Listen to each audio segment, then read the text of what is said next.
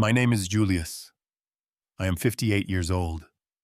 All my life I have worked hard to provide for my family, especially after my wife passed away. But nothing prepared me for that moment when my own daughter screamed in my face, "Go away or I'll call the police." I stood there frozen in shock, feeling my heart shatter into a million pieces. But instead of begging, I simply nodded, pulled out my phone, and called someone unexpected. Not the police, the realtor. If you are watching this video, let me know in the comments if you have ever felt betrayed by someone you love. Hit that like button and subscribe if you want to learn how I reclaimed my dignity and changed my life forever. Growing up, I always believed that family was everything. That philosophy guided my entire adult life. For 32 years, I worked as a plant manager at the same manufacturing company in Ohio. The job was not glamorous, but it paid well enough to support my family, and that was all that mattered to me. I regularly worked overtime shifts, often coming home after my wife Amanda had already put our daughter Sophia to bed. Amanda was the love of my life. We met in college, married young, and built our life together brick by brick. She was a kindergarten teacher, beloved by her students and the entire community. When Sophia was born, our family felt complete. We were not wealthy by any means, but we were happy in our modest three-bedroom house in the suburbs. When Sophia was 17, our world collapsed. Amanda was diagnosed with aggressive breast cancer. Despite fighting bravely for almost a year, we lost her. I still remember that rainy Tuesday morning when she squeezed my hand one last time. Before she passed, she made me promise two things: to take care of Sophia and to make sure I lived a full life myself. At the time, I was so consumed by grief that I only focused on the first promise. After Amanda died, Sophia and I grew closer than ever. We leaned on each other during those dark days. I learned to cook her favorite meals awkwardly, helped her shop for prom dresses, and stayed up late helping with college applications. When she got accepted to a prestigious university with a partial scholarship, I was bursting with pride. I had a 1967 Mustang that I had been restoring for years, a project Amanda had lovingly tolerated. I sold it without hesitation to help cover Sophia's tuition. Seeing her walk across that stage at graduation made every sacrifice worthwhile. Sophia majored in finance and landed an impressive job at a Fortune 500 company in New York City right after graduation.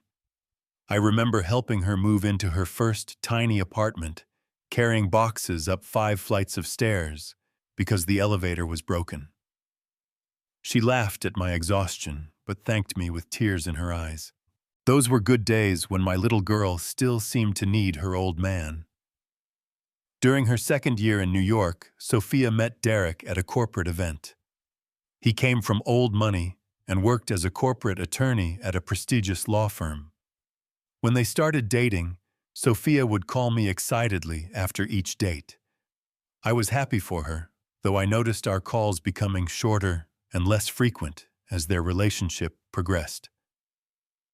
When they decided to buy their first apartment together, I withdrew a significant portion of my retirement savings to help with the down payment. I wanted to give them a strong start, just as my parents had done for Amanda and me. The apartment was in an upscale neighborhood I could never have afforded on my own salary. When I visited for the first time, I felt a little out of place but was happy to see Sophia thriving.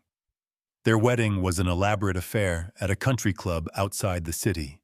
I had to take out a loan to cover my portion of the expenses, but I never told Sophia that. Her happiness was worth every penny. I remember giving an emotional toast at the reception, choking up as I mentioned how proud Amanda would have been.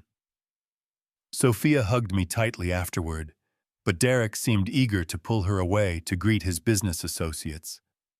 Looking back, I can pinpoint when things began to change between us. After the honeymoon, our weekly phone calls dwindled to monthly ones. Sophia always had a reason: work deadlines, social engagements, travel with Derek. When we did talk, she seemed distracted, often cutting our conversations short when Derek came into the room. The first time I visited them as a married couple, I noticed how Sophia tensed up when I told stories about her childhood. Derek barely engaged with me, spending most of the visit on his phone or laptop. When I suggested we all go to a baseball game, Sophia exchanged a look with Derek before explaining that they had reservations at an exclusive restaurant that unfortunately could not be changed. During subsequent visits, I became increasingly aware of how Sophia scrutinized my appearance and behavior. Once before a dinner with their friends, she suggested I change my shirt to something more appropriate. Another time, she interrupted a story I was telling about my work to redirect the conversation toward Derek's recent court victory.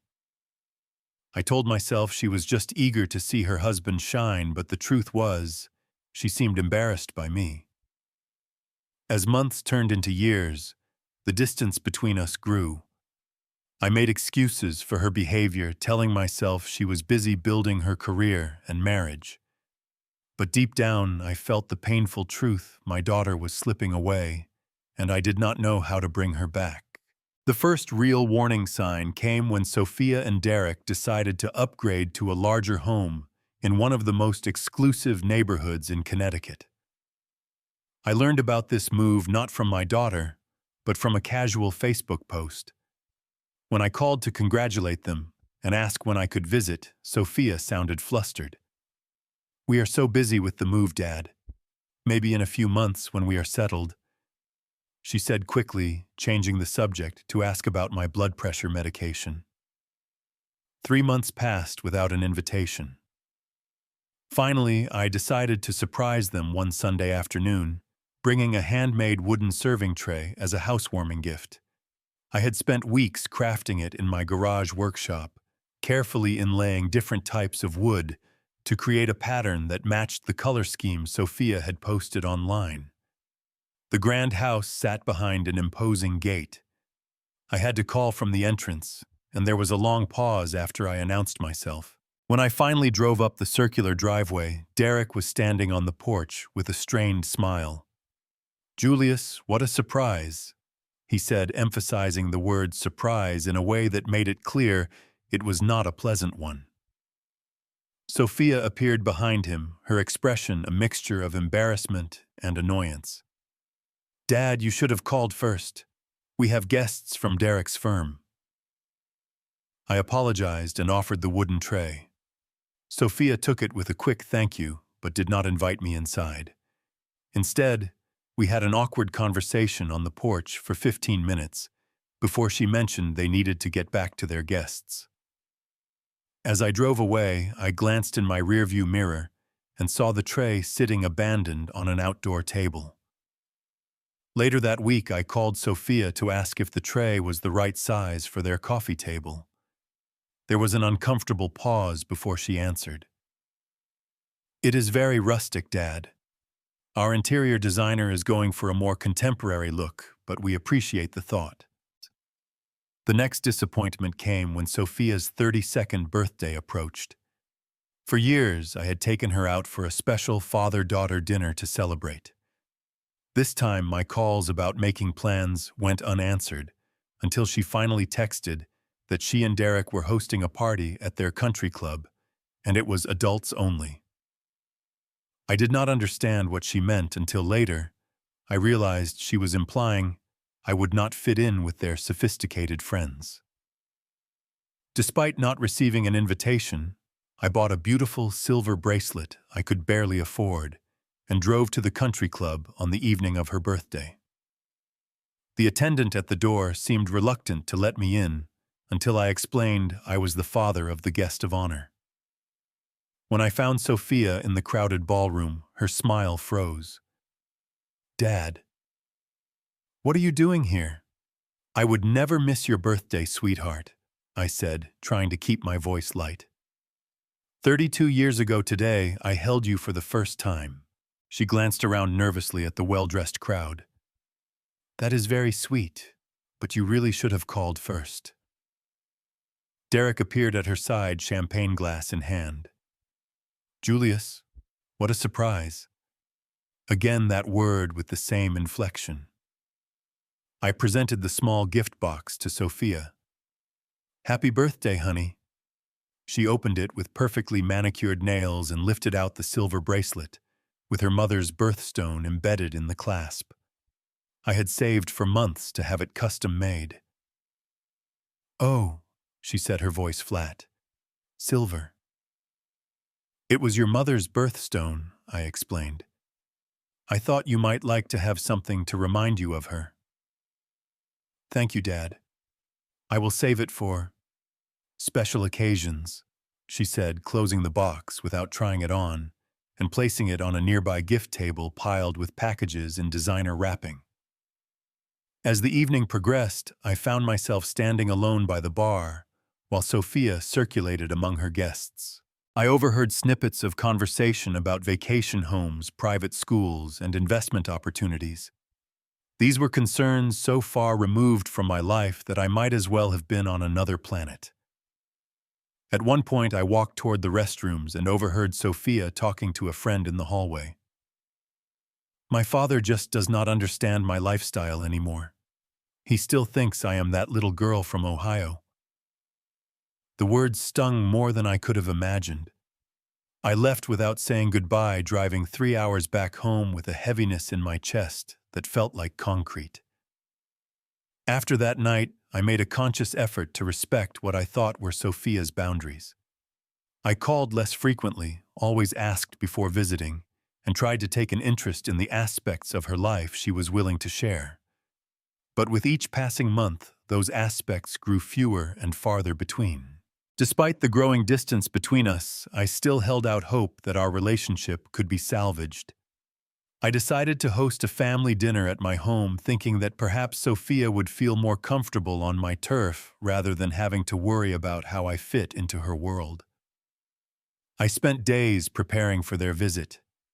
I cleaned every corner of the house, bought new dinnerware that looked more modern than my old set, and even hired a landscaper to spruce up the front yard. I researched recipes online and practiced making a gourmet meal that I thought would impress Derek. I wanted everything to be perfect. When I called to invite them, Sophia hesitated. "Let me check with Derek and get back to you," she said. 3 days later, she texted that they could come the following Saturday. I was ecstatic and immediately went shopping for the finest ingredients I could afford. Saturday arrived and I had everything ready by 5 o'clock, the time we had agreed upon. 6 o'clock came and went with no sign of them. I tried calling, but the call went to voicemail. At 7:30, just as I was wondering if I should be worried about an accident, their luxury SUV pulled into my driveway. "So sorry we are late," Sophia said as they entered, though she did not sound particularly apologetic.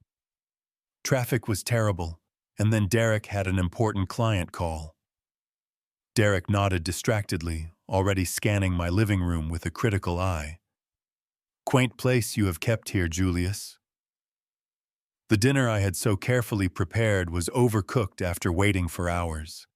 As we sat down to eat, the conversation was stilted and awkward. I asked about their work, and they gave brief technical answers before launching into stories about people I had never met and would never know. I felt like a stranger in my own home. "Remember that camping trip we took to Lake Erie when you were 12? I asked, desperate to find common ground. "You caught that huge bass all by yourself." Sophia smiled tightly. "That was a long time ago, Dad." "We just got back from the Amalfi Coast," Derek interjected. "Now that is a place worth visiting. You should travel more, Julius. Broaden your horizons." I nodded politely, not mentioning that my horizons had been limited by decades of prioritizing tuition payments and helping with their down payment over my own desires. As I served dessert, I noticed something different about Sophia's appearance. She had always been slender, but there was a new roundness to her face and a fullness to her figure that I recognized from when Amanda was in her early pregnancy. My heart leaped at the possibility of becoming a grandfather. "Sophia," I said cautiously, unable to contain my excitement, "are you and Derek expecting some good news? You have that same glow your mother had when we were waiting for you." The silence that fell over the table was immediate and crushing. Sophia's face flushed deep red, and Derek put down his fork with a clatter. "Are you saying I look fat?" Sophia demanded, her voice rising.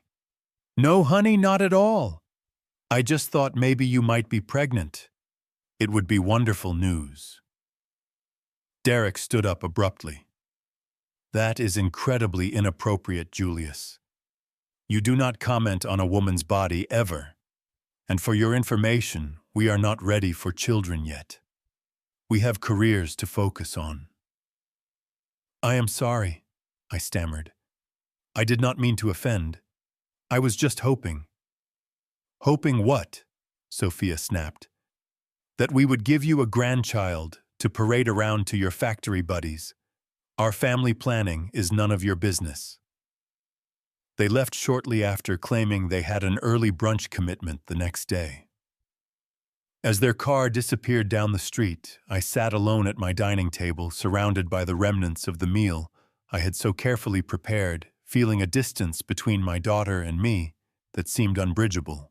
In the weeks that followed, my calls went unanswered. Text messages received one-word replies, if any. When I sent flowers to Sophia's office to apologize, she texted back, "Please do not send things to my workplace. It is unprofessional." The final blow came on my birthday in June. For as long as I could remember, Sophia had always called me first thing in the morning to wish me happy birthday. This year, the day came and went without a word from her. I stared at my phone all day, willing it to ring, but it remained silent. That night, I sat alone on my back porch with a slice of store-bought cake, wondering where I had gone wrong as a father. The summer passed with minimal contact from Sophia. I tried to respect her space while nursing my wounded heart. Then one evening in September, I was scrolling through social media when I saw a post from one of Sophia's friends congratulating her and Derek on their little miracle on the way. The accompanying photo showed Sophia holding a sonogram picture, beaming with joy. My hands trembled as I stared at the screen. My daughter was pregnant, and she had not told me. Dozens of comments filled the post, friends and colleagues expressing their excitement. It seemed everyone knew except me. After a sleepless night, I made a decision. I would make one last attempt to repair our relationship before my grandchild entered the world. This baby represented a new beginning, a chance to heal old wounds. I went to a high-end baby boutique and purchased an exquisite hand-knitted blanket made of the softest organic cotton. It cost nearly a week's pension, but I did not care. This was my future grandchild. I did not call ahead, fearing Sophia would find a reason to postpone the visit. Instead, I drove the 3 hours to their Connecticut home on a Saturday morning, rehearsing what I would say all the way there. I would be understanding, not accusatory. I would express my joy for them without making any demands. I would offer my support in whatever form they were comfortable accepting. When I arrived at their gate, I buzzed the intercom with a pounding heart. After a long pause, Derek's voice came through, sounding annoyed. "Yes, who is it?" "It is Julius, Sophia's father. I would like to speak with my daughter, please." Another long pause. "Hold on." The gate eventually opened, and I drove up to the house. Derek was waiting on the front steps, arms crossed over his chest. He was wearing golf attire and clearly had been interrupted from his plans. "Julius, this is not a good time. We have guests coming for a luncheon in an hour." "I just need 5 minutes with Sophia," I pleaded. I saw the news about the baby. I brought a gift. Derek's jaw tightened. You should have called first. Before he could say more, Sophia appeared in the doorway. She was about 6 months pregnant, her belly prominent, beneath an expensive-looking maternity dress. Her face registered shock, then quickly transformed into annoyance. Dad, what are you doing here? I held up the elegantly wrapped package. I came to congratulate you, sweetheart. I am so happy for you both. Why did not you tell me about the baby? Sophia exchanged a look with Derek. We have been busy with preparations. I was going to call you eventually. Eventually. The word felt like a knife. Sophia, this is my grandchild. Your mother would have been overjoyed. At the mention of her mother, something in Sophia's expression hardened. Do not bring Mom into this. She would have understood boundaries. I took a step closer. Please, can we talk for just a few minutes? I promise I will not stay long. I know you have guests coming. From inside the house, I could hear voices and laughter. Through the open door, I glimpsed several well-dressed couples in the foyer, glancing curiously in our direction. Derek moved to Sophia's side protectively. We have important business contacts here. Partners from my firm and their wives. This really is not the time. I drove 3 hours, I said, my voice breaking slightly. Just 5 minutes, please. Derek whispered something in Sophia's ear. She straightened her shoulders and looked at me with cold eyes I barely recognized. Dad, you need to leave. Right now. Sophia, please. I am your father. I just want to be part of your life, part of my grandchild's life. Her face contorted with an emotion I could not identify. Was it anger, shame, then loud enough for the guests inside to hear? She shouted, "Go away, or I will call the police." The words echoed in the quiet suburban morning. Birds scattered from a nearby tree. Inside the house, the conversation stopped abruptly, and several faces appeared in the doorway, watching the spectacle with undisguised curiosity. I stood frozen, the gift hanging limply from my hand. My own daughter was threatening to have me arrested, as if I were a dangerous intruder rather than the man who had held her through countless nightmares, who had worked overtime for years to give her every opportunity, who had loved her unconditionally since the moment she entered the world. In that moment, with curious strangers watching, the truth hit me like a physical blow. My daughter was ashamed of me. To her wealthy friends and her husband's colleagues, I was an embarrassment, a reminder of humble origins best forgotten. The realization was more painful than any physical wound I had ever experienced. As I stood there on the immaculate brick walkway of a house I had helped pay for, something shifted inside me. The pain was still there, throbbing like an exposed nerve, but alongside it arose something unexpected: clarity. For decades, I had centered my entire existence around my daughter's happiness.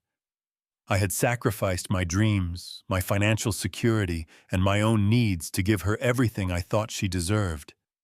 And now here I was, being treated like an unwelcome solicitor on her doorstep. I looked into Sophia's eyes, searching for any trace of the loving daughter I had raised, but all I saw was impatience and embarrassment. Behind her, Derek wore an expression of smug satisfaction, as if he had been waiting for this moment of final separation. I understand, I said quietly, my voice steady despite the earthquake happening inside me. I placed the gift carefully on the step between us. Then I reached for my phone.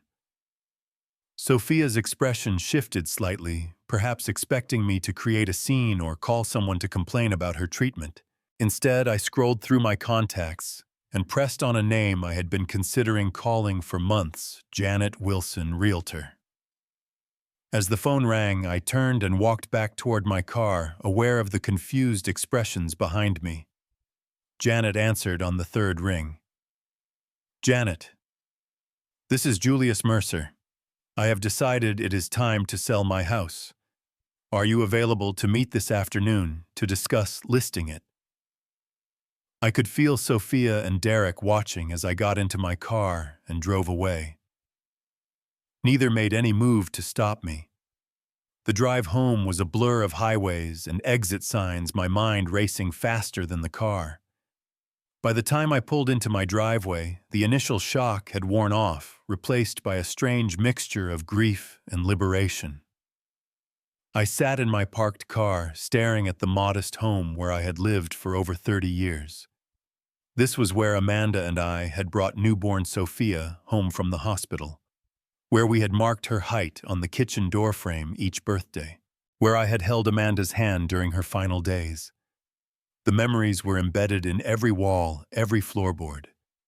But as I looked at the house now, I suddenly saw it differently. The aging roof that needed replacing. The outdated kitchen I had been promising myself I would renovate for years.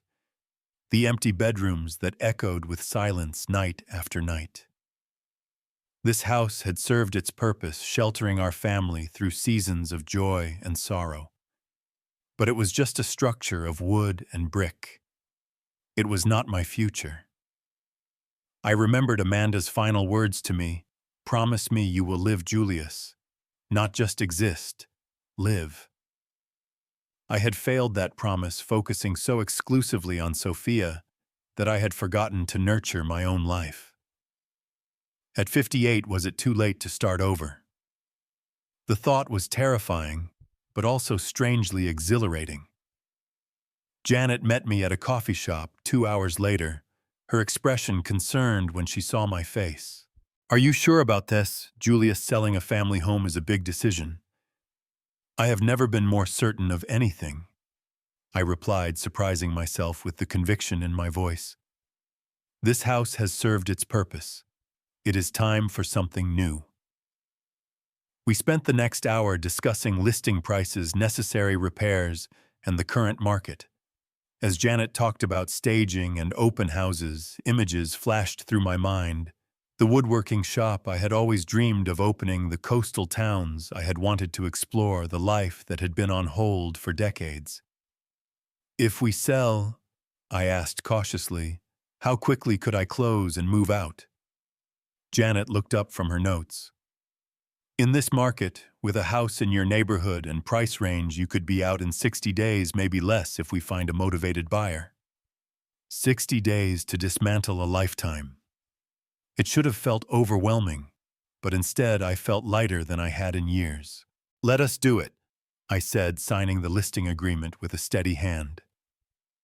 As I drove home, I made another call, this one to my old friend Michael, who had retired to a small coastal town in North Carolina 5 years earlier. He had been inviting me to visit for years, raving about the quality of life, the lower cost of living, and the thriving community of retirees and artists. "Michael, how is the housing market down there? I am thinking it might be time for a change of scenery."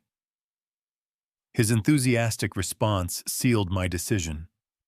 By the time I pulled into my driveway, I had the beginnings of a plan that had nothing to do with living my life according to my daughter's expectations. The transformation began immediately.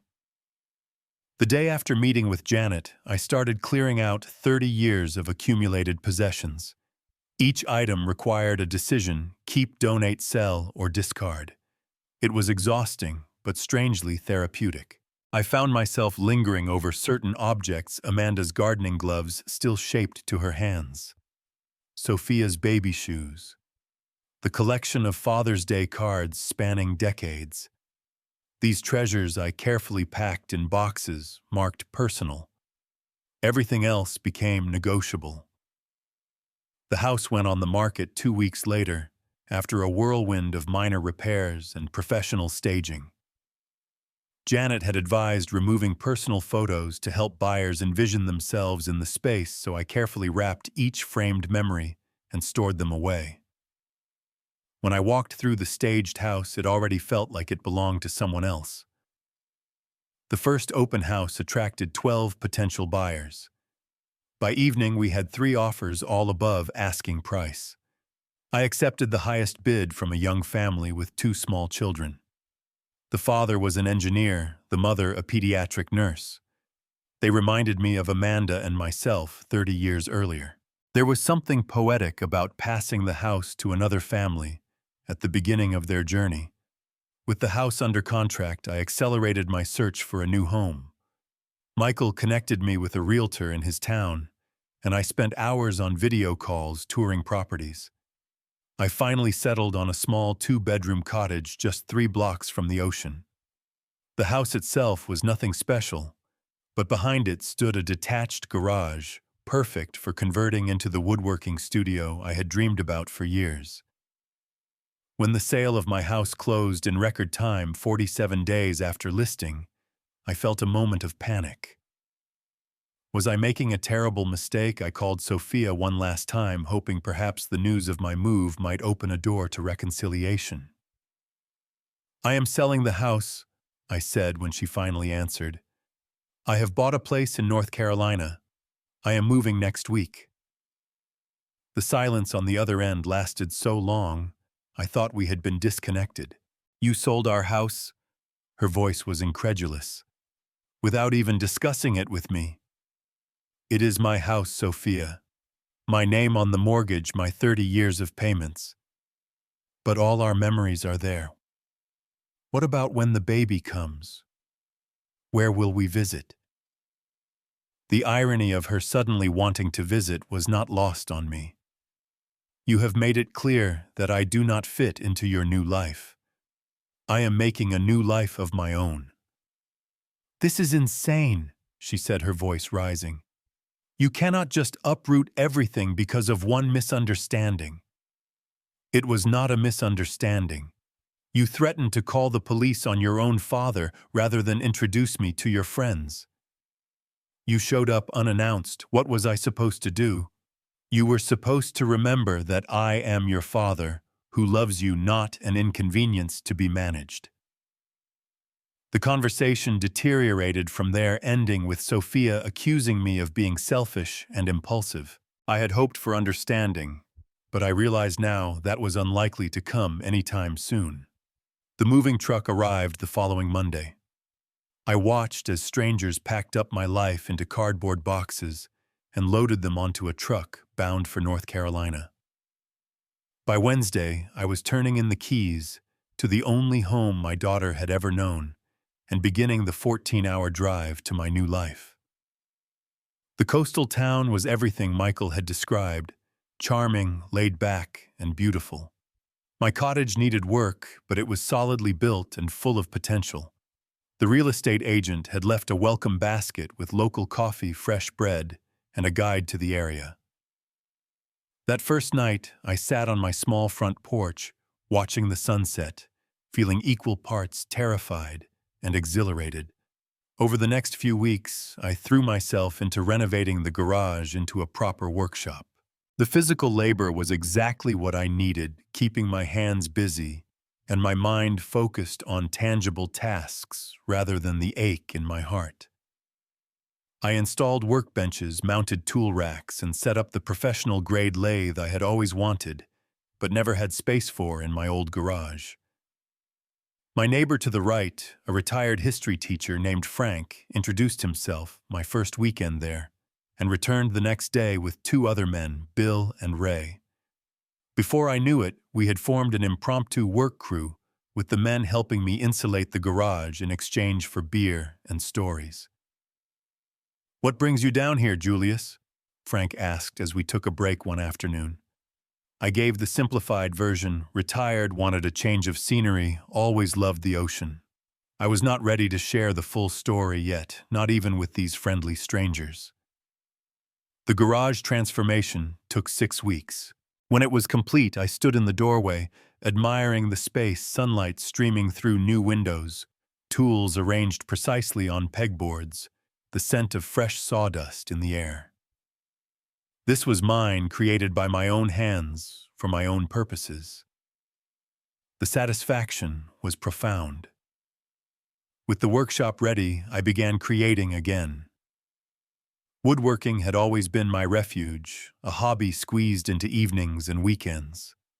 Now it became my focus. I started with small projects, cutting boards, jewelry boxes, picture frames. Each piece helped me refine my skills and rediscover the joy of creation.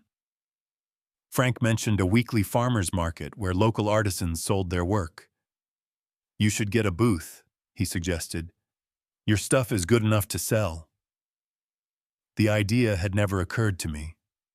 Woodworking had always been a private pleasure, not something I did for others. But the thought of sharing my creations was appealing. So the following Saturday, I rented a small table at the market and displayed a modest selection of my work. To my surprise, I sold nearly everything. Tourists and locals alike appreciated the craftsmanship, the unique grain patterns I had carefully enhanced, the smooth finish that invited touch. One woman commissioned a custom jewelry box for her daughter's wedding. A restaurant owner asked if I could make serving boards for his farm-to-table establishment.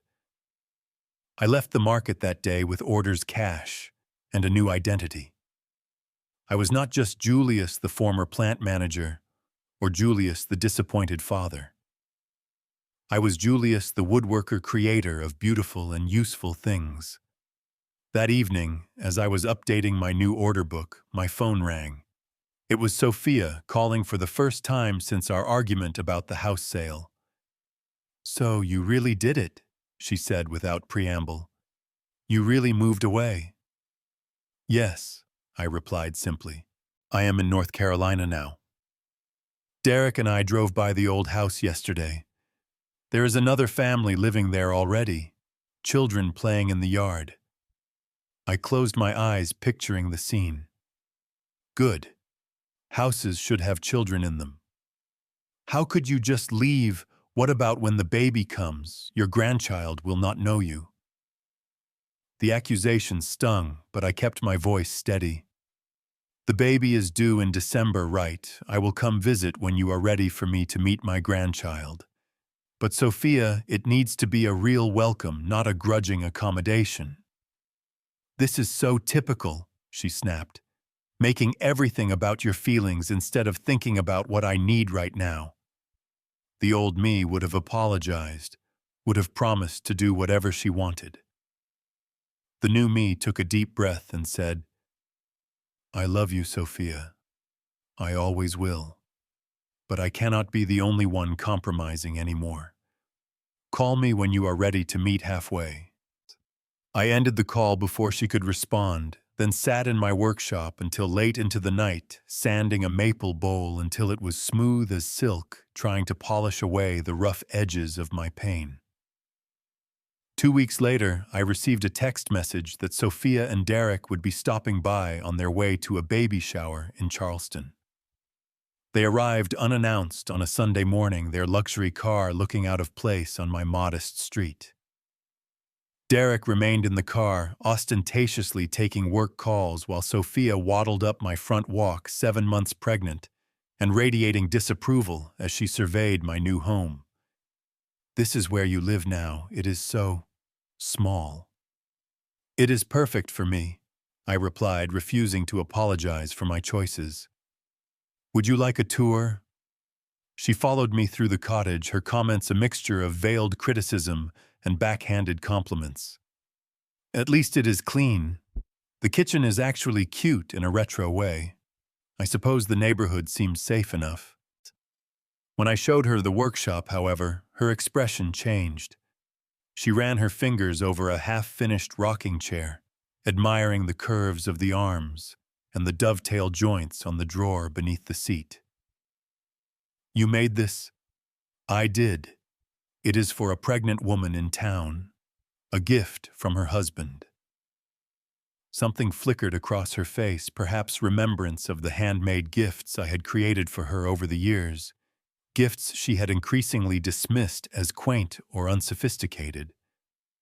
"You always were good with your hands," she conceded. Before she left, she handed me an envelope. The address for the baby registry, in case you want to send something. A pause. Something appropriate. I accepted the envelope without comment. After they drove away, I sat on my porch swing, watching the ocean in the distance and wondering if there would ever be a path back to the relationship we once had. That evening, I received an unexpected visitor. Maria Santiago, the woman who taught woodworking classes at the local community center, knocked on my door with a plate of cookies and a proposal. "Frank tells me you are quite skilled," she said, settling onto my porch swing with comfortable familiarity. "I need an assistant for my beginner classes. My arthritis makes the demonstrations difficult some days." Maria was about my age, with silver-streaked dark hair and laugh lines around her eyes. She had moved to town 5 years earlier, after losing her husband to cancer, building a new life for herself as an artist and teacher. As we talked into the evening, I found myself drawn to her warmth, her humor, and her direct manner. "So will you help me?" she asked as she was leaving. "The pay is terrible, but the company is excellent." I agreed without hesitation. For the first time in months, I felt a spark of something beyond grief and reinvention. It felt like possibility. The months that followed brought changes I could never have anticipated.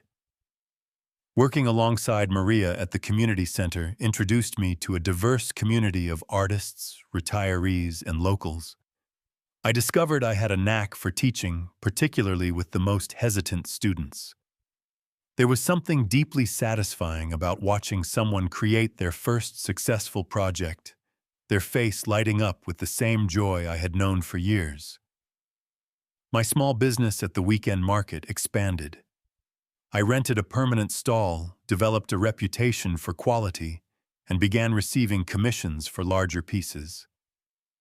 A local gallery owner approached me about featuring my more artistic creations, those I made purely for the love of the wood and the process. My friendship with Maria deepened into something more. We began having dinner together several nights a week, taking long walks on the beach, sharing stories of our previous lives and our hopes for the future. She understood grief in a way few others could, having walked her own path through loss.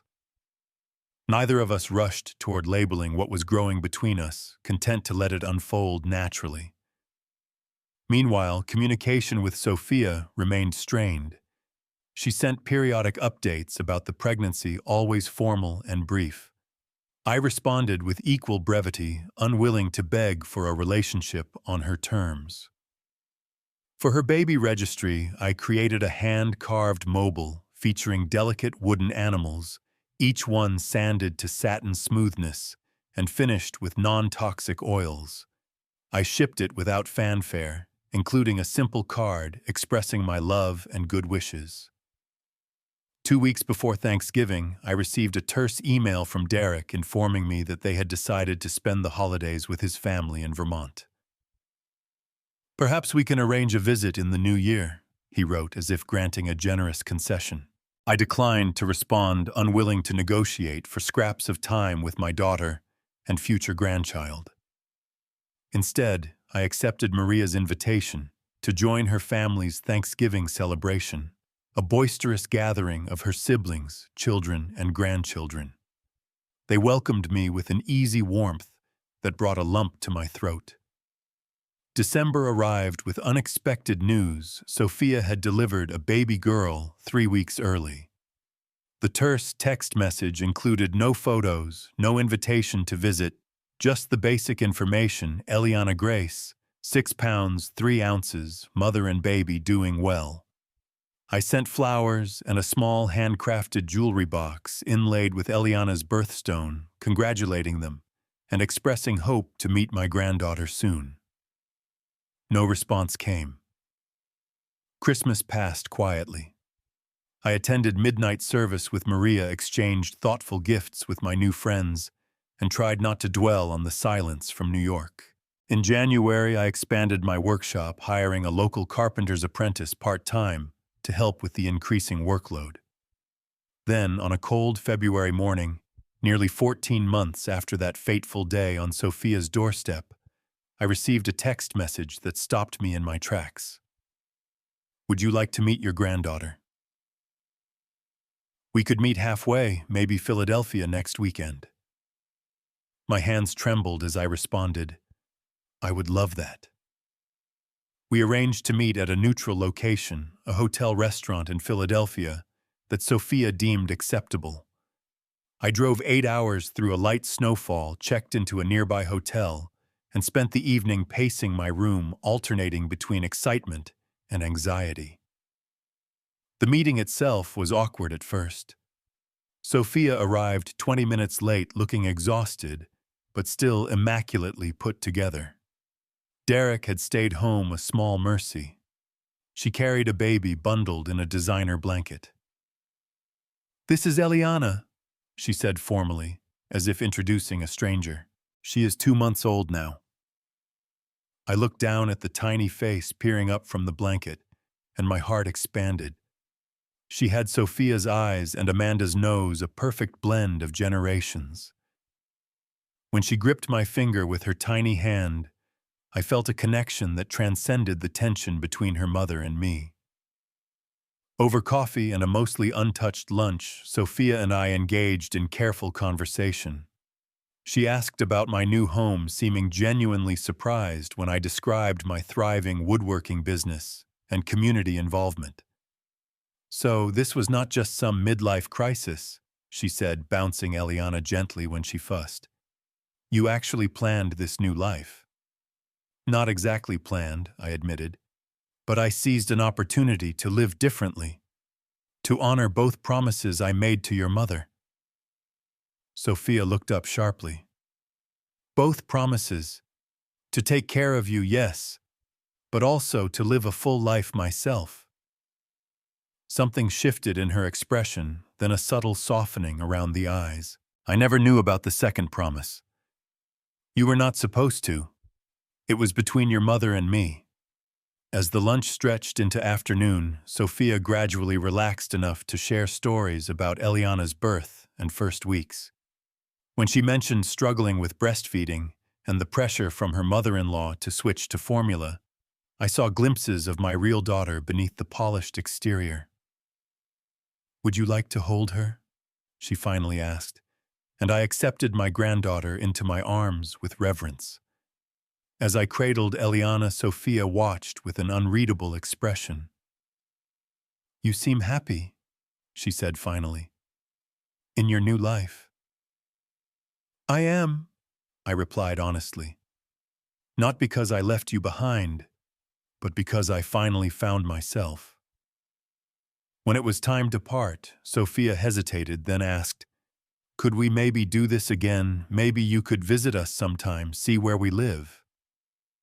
The invitation was tentative, fragile as a new leaf.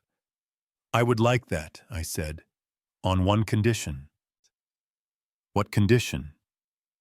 "That you actually want me there.